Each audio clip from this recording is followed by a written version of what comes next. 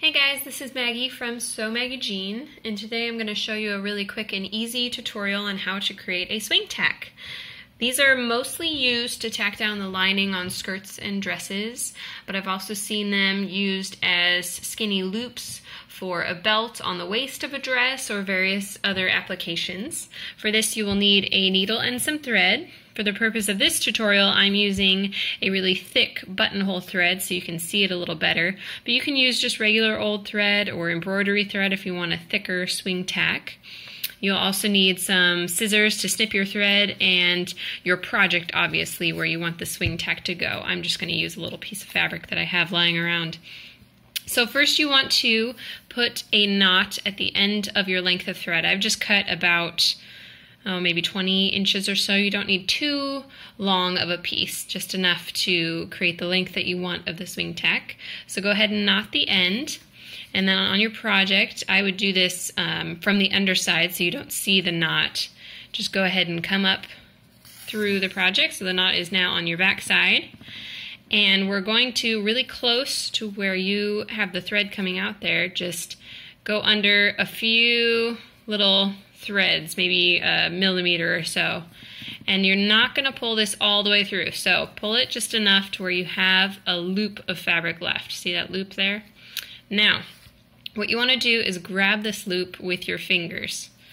I usually use 3 fingers, my middle, index, and my thumb here, and I hold them like this, and we're going to be grabbing the thread through here and pulling it. So you don't really need your needle anymore at this point, but leave it on, just set it aside back on your table, and grab the tail of the thread here. Now we're going to be grabbing this tail with our 3 fingers. See how I've got it between my fingers here? And now holding on to that tail and holding your project with your other hand, you're going to pull this through while you close that loop. And see how I'm pulling the thread to close that loop? So now we've got a little knot there, and I've got another loop created. I'll make it a little bit smaller just so it's easy to manage. Got my 3 fingers again and the same loop just like I was before with my tail right here. I'm going to grab my tail again and pull that through the loop, and then you just work it again until it's closed into a knot. Back to the same loop, same 3 fingers, and I grab that tail, pull it through, and keep working it until it goes down. And you see how I'm starting to create a little chain there? So that's what we're doing. We're doing this over and over while we create a little chain, and this loop might keep getting bigger here, so I just pull it smaller so it's easier to manage. Pull the tail back through. So I keep my 3 fingers, grab the tail, and pull through. 3 fingers, grab the tail, and pull through. And it's big again, so I'm just going to make it a little smaller, a little easier to manage. Pull through. Grab the tail, pull through. Grab the tail, pull through. Grab the tail, pull through. Like you can see, I'm kind of just using all of my fingers at this point. So once you get the motion down, it'll be easier to kind of just do it quickly and figure out what works for you, what fingers work for you, and you just keep doing the same thing over and over. What you just don't want to do is pull this tail too much to where you close off that loop, because then your whole chain is just going to unravel and you'll have to start again, which luckily this doesn't take too long. But just keep that loop. Keep some fingers in that loop all the time, and see how I'm constantly creating a new loop as I grab this, and there's my new loop. And I'm grabbing this, and there's my new loop. Grabbing it, new loop. So see how long my chain's gotten here? So you can make this however long you want. I've got about 1 inch on mine right now.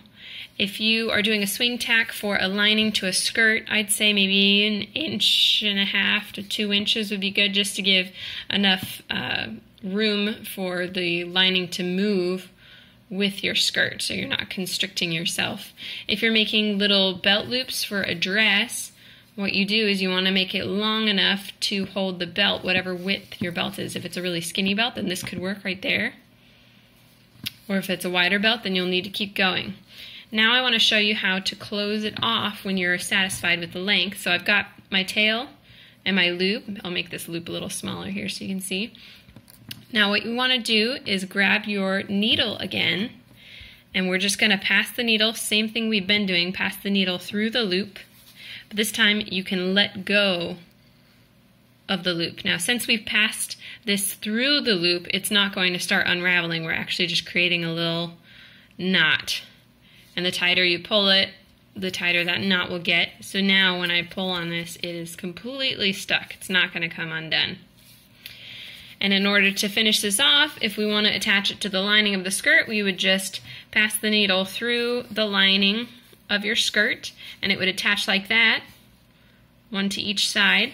Or if I'm creating a belt loop, you want to give it however much space, however wide you want that belt loop to be. So I'll say it's, gosh, maybe, what is that, 1/2 inch, 3/4 of an inch. So I'm just going to pass this needle through a few layers of the fabric there, and then pull it through. And there we go.